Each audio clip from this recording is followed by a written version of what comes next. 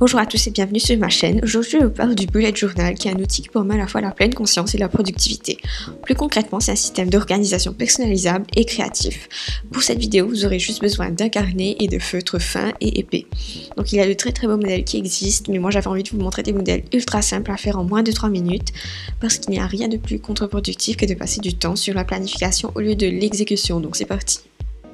Donc le premier modèle que je vous montre est un modèle où vous pourrez référencer les livres que vous avez lus en dessinant des livres. Ce sera une petite bibliothèque que vous allez voir ici.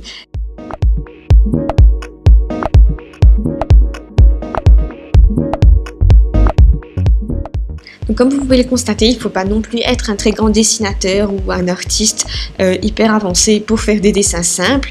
Je ne le suis clairement pas, mais je vous promets que c'est quelque chose de rapide qui est à la portée de tous.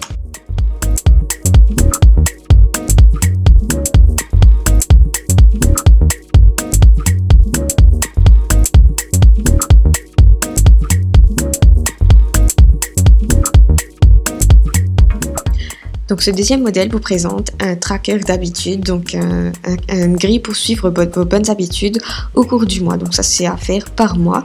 Vous allez voir qu'on met dans les bonnes colonnes les habitudes et puis les dates. Donc c'est un modèle très simple à faire qui va vraiment vous aider.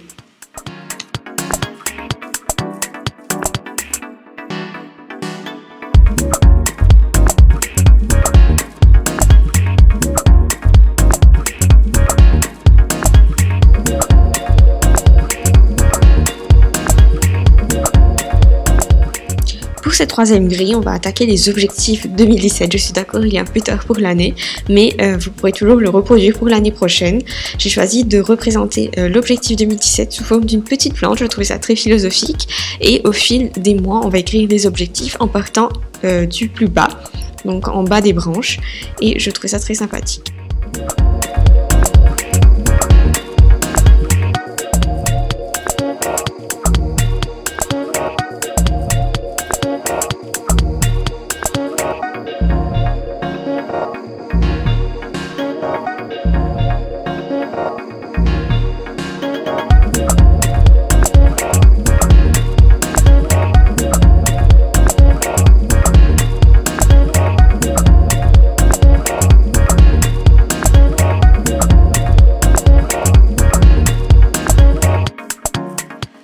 Pour cet autre tableau, on va représenter cette fois le tracker de réussite et je trouve ça très positif.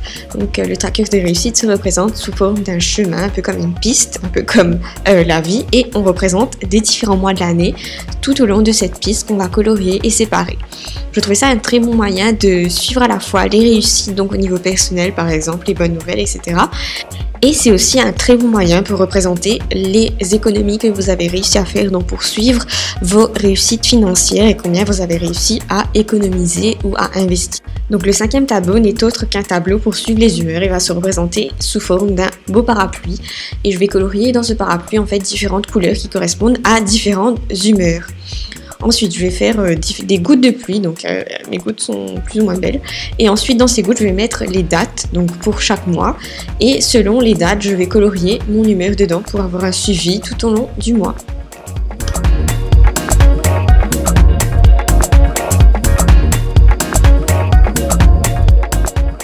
Voici un sixième tableau qui va représenter tout simplement vos besoins en face de vos envies. C'est un schéma que j'ai fait très simplement et c'est un schéma que je trouvais quand même important pour être sûr d'acheter les bonnes choses. Le septième modèle ici va vous aider à suivre vos meal prep, donc votre nourriture et aussi votre fitness. Donc là je le fais avec la nourriture et vous pouvez tout simplement mettre un beau petit schéma avec la liste des différentes recettes que vous avez. Vous pouvez faire tout à fait la même chose pour le fitness, donc votre entraînement.